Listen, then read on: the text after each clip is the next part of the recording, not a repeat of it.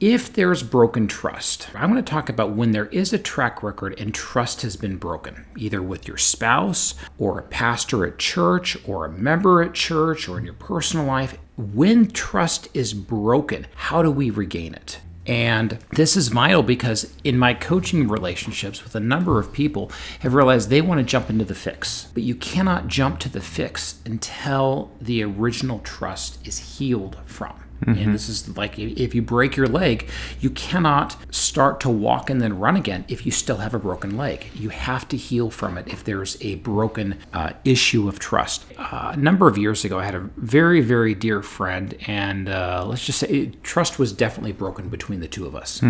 And what's fascinating is I tried to jump forward to healing the trust. And the very first thing Dr. Cloud says, to regain broken trust, you actually first have to heal. And as part of that is the emotional aspect of that.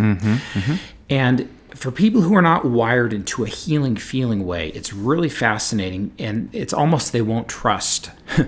They won't trust until they realize, oh, emotions are really, really valid in terms of healing from broken trust. I have found most people are prone to either, if something goes wrong, they're prone to either sadness or anger. I think there's an American, maybe it's a... Oh, it's very American, very Western. We want to move through the emotions really fast. Like we really want this Hollywood experience. I was reading recently about how people of a particular age, and really it's just the younger you are and the more you've been exposed to media, you sort of have this expectation that your life is this fast-moving movie flick. Like the way you envision your own life in your own head plays more like a movie the younger you are versus the older you are, because you were less exposed to that way of viewing things.